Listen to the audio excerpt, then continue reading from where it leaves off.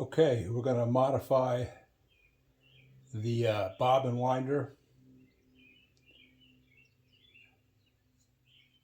I was given a tip from another YouTuber to not just assume that everybody knows the same stuff you know about a particular new project. So if you do something on a new project, put it out there, because you may be covering something new and somebody else may be able to use it. So along those lines, what we're doing is we're going to be making a spring for the thread reels, and we'll see my holder for the thread stand itself in a minute. First, we're going to be making the spring. What are we going to be making the spring out of? Well, we've got a downspout extension for a 1 1/4 inch sink drain. Cut the end off. This is another fun with PVC tip. I use PVC for a lot of different things, not necessarily plumbing. Okay, so what we do is, where's that other piece? Stand by. Here's our future spring. Cut off about a 2-piece hunk of the extender. Put a line on there so I get a nice straight cut. The first one I went, and you'll see it when we get to the holder itself. I drilled holes in the front along those lines so I could get a screwdriver in there to put screws. When I went to do it, I did not want screws sticking out the back and holding it up. I wanted everything to be flush. So I came up with a different idea, and we won't be drilling in screw holes at this time, but we will be cutting out a section of the PVC, and then it will be a spring. Stand by.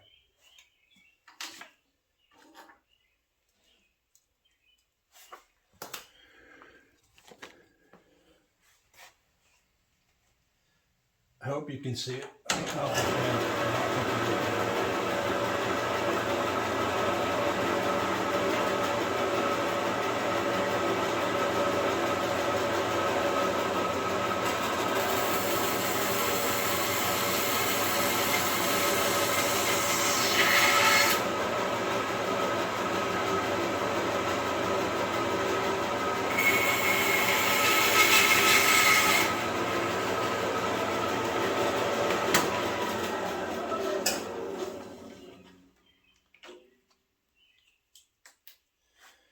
Here's our spring.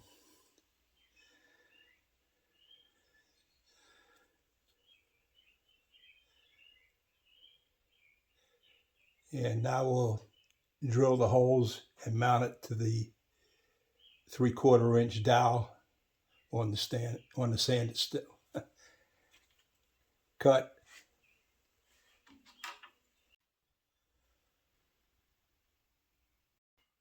Here's our spring.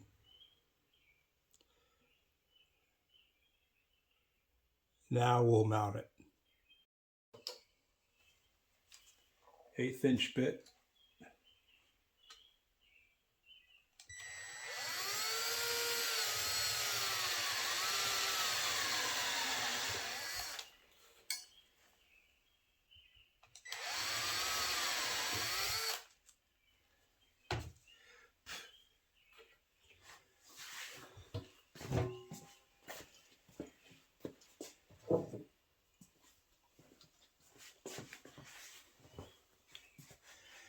If you don't have a shoe,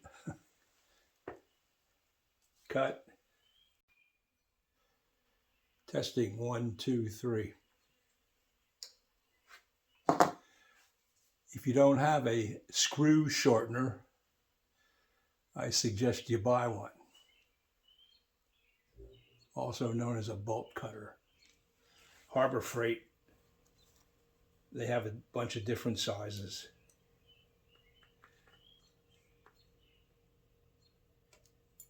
One.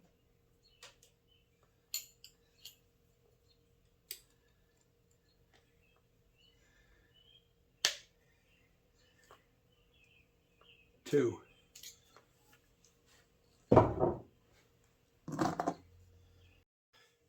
This is the best. Once that crazy glue sets, I'll go ahead and sand them down flush. So we got 1 1/4 inch tailpiece for the PVC spring, 3/4 inch dowels, 2 pieces of scrap, one at 45 degrees. I'll bring this in.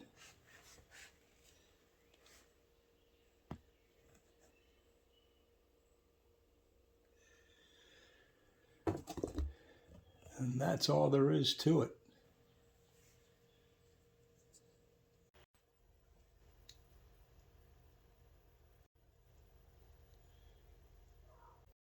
Okay, a couple of modifications. First off, they have this little pin here ostensibly for putting your spool on, but I have 2 spool holders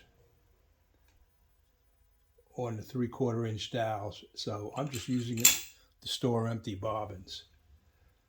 The other issue was this fit fine, this fit fine,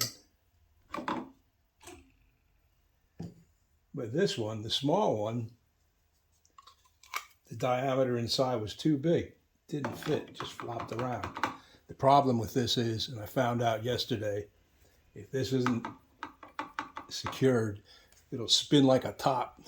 It'll go flying off, spin along the floor. It looks like a tow missile was fired off. There's like 1,000 feet of string all over the ground. So we had to figure out a way to secure it. That's what our little plastic spring was for. And when this one didn't fit, I just made another plastic spring out of a larger diameter, stick it in the offending one. Now it goes on and it fits nice and tight, and all of these will still fit because they have a smaller diameter inside.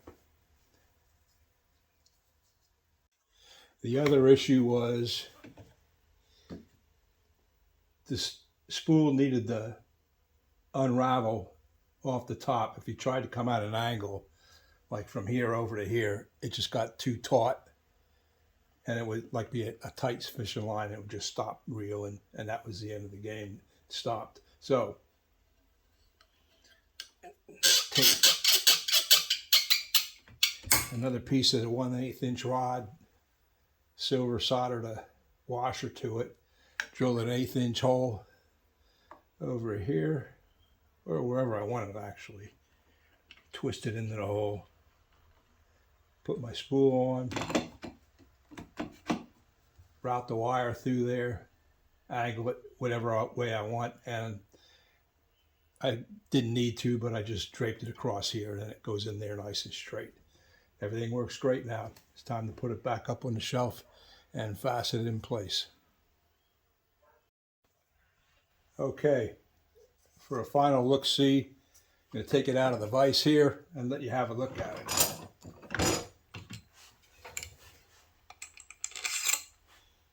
So this is how your unit would come with this plate, the hanger, and the spool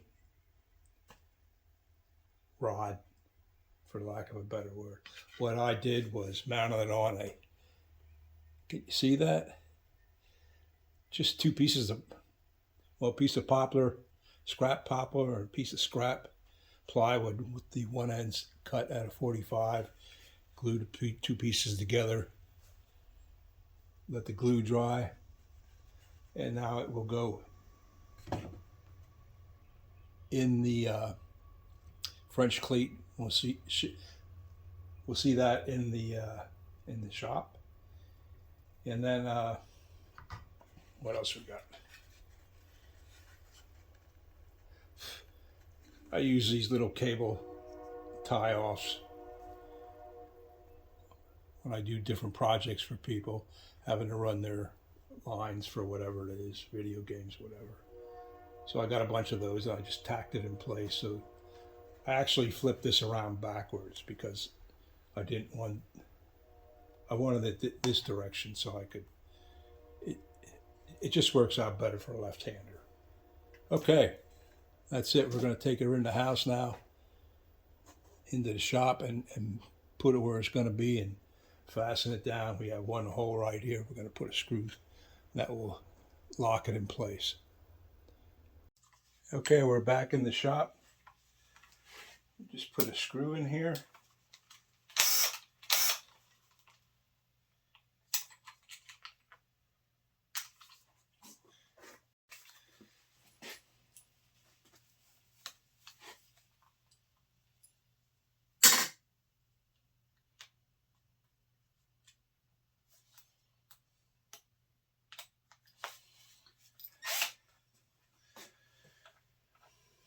Oh, by the way, we're using little finish screw.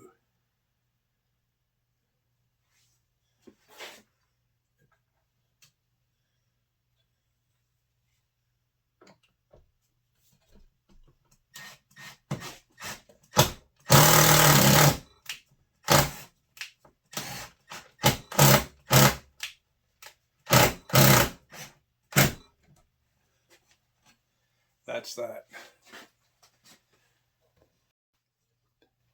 One more thing, this is the beauty of the French cleat system. If I decide, you know what, that's too high, can't really see what's going on, I want to move it down to the next level, you just take one off.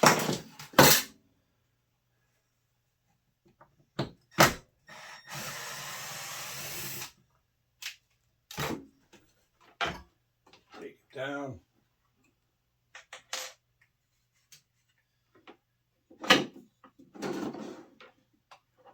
Move around whatever I need to move around. Put it there, put the screw back in, and it's moved. This can sit up here. That's how easy it is.